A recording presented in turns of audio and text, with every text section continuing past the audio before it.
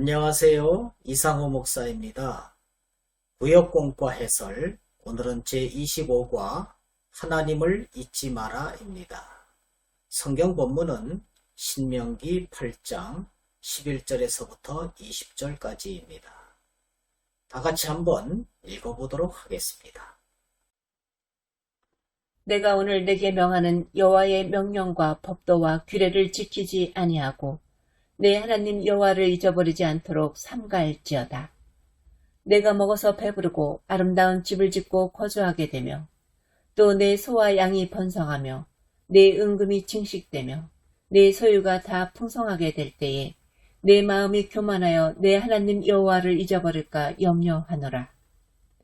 여호와는 너를 애굽 땅 종되었던 집에서 이끌어내시고 너를 인도하여 그 광대하고 위험한 광야 곧 불변과 정갈이 있고 물이 없는 간조한 땅을 지나게 하셨으며 또 너를 위하여 단단한 반석에서 물을 내셨으며 네 조상들도 알지 못하던 만나를 광야에서 내게 먹으셨나니 이는 다 너를 낮추시며 너를 시험하사 마침내 내게 복을 주려 하심이었느니라.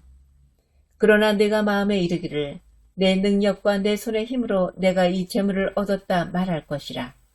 내 하나님 여호와를 기억하라. 그가 내게 재물 얻을 능력을 주셨습니다. 이같이 하심은 내 조상들에게 맹세하신 언약을 오늘과 같이 이루려 하심이니라.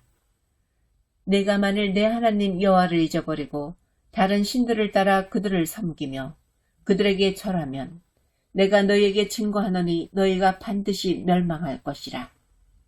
여호와께서 너희 앞에서 멸망시키신 민족들 같이 너희도 멸망하리니 이는 너희가 너희의 하나님 여호와의 소리를 청종하지 아니함이니라. 사람의 기억력에는 한계가 있습니다. 어떠한 사건이라고 할지라도 오랜 시간이 지나면 아련해지다가 이내 잊어버리고 마는 것입니다. 그런데 하나님의 은혜를 기억하지 못하고 잊는다는 것은 비록 시간에 관한 문제만은 아닙니다. 우리 속담에 개구리 올챙이적 생각을 하지 못한다라는 말이 있습니다. 자신의 지위가 높아지고 생활이 부유해지면 지위가 낮고 어려웠을 때의 생각을 하지 못한다는 말입니다. 이처럼 우리가 하나님의 은혜를 잊는 가장 근본적인 이유도 자기를 완전히 부인하지 않기 때문입니다. 올챙이적 시절에 하나님의 은혜로 살아온 것을 모르고 지금의 현 위치가 자신의 공로요, 앞으로의 인생도 자기 자신의 힘으로 승리할 수 있다고 여기기 때문입니다. 이런 마음은 특히 잘되고 풍족함이 있을 때 생기기 쉽습니다. 어려울 때는 하나님께 부르짖다가도 부흥을 맛보면 언제 그랬냐는 듯 자기 자신을 높이는 것입니다.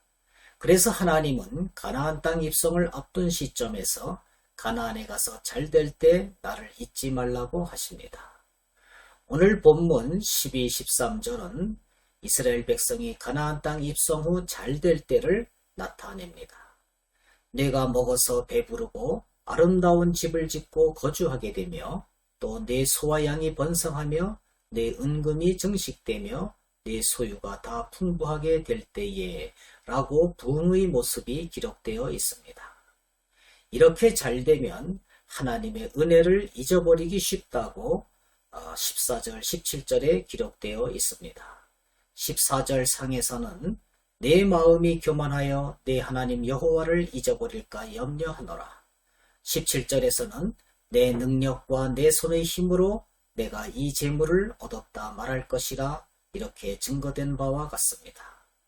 그러므로 18절에서는 내 하나님을 기억하라고 강조하십니다. 이제 우리는 자기 교만이 완전히 깨져서 자기를 부인하고 내가 나 된 것은 하나님의 은혜로 된 것이니 라고 하면서 살아가야만 합니다. 그러면은 말씀 속으로 들어가서 질의응답 형식으로 좀 더 자세하게 알아보도록 하겠습니다. 1번 이스라엘 백성은 어떤 때에 하나님을 잊고 살아갔습니까? 신명기 8장 14절 내 마음이 교만하여 내 하나님 여호와를 잊어버릴까 염려하노라. 여호와는 너를 애굽 땅 종되었던 집에서 이끌어내시고 이스라엘 백성은 그들의 마음이 교만해질 때 하나님을 잊고 살아갔습니다. 사람은 일반적으로 편안해지면 감사를 잊어버리고 풍부해지면 교만하기 쉽습니다. 애굽 땅에서 종되었던 이스라엘 백성도 하나님이 건져내어 풍성해졌지만 그들은 그 은혜를 잊고 불평을 하였습니다. 이러한 행태는 이스라엘 백성뿐만 아니라 오늘을 사는 우리도 마찬가지입니다. 이런 까닭에 우리는 때때로 자신을 뒤돌아볼 기회를 갖는 것이 중요합니다. 세상의 종이었던 내가 하나님의 은혜로 풍성한 삶을 누리고 있다는 것을 말씀을 통해 뒤돌아봐야 합니다. 그러기 위해서 우리는 날마다 말씀을 먹음으로 하나님 앞에서 부족한 자신의 모습을 볼 수 있어야 합니다. 이것이 하나님의 은혜를 기억하는 일입니다. 2번, 하나님께서는 우리의 무엇을 시험하십니까? 신명기 8장 16절.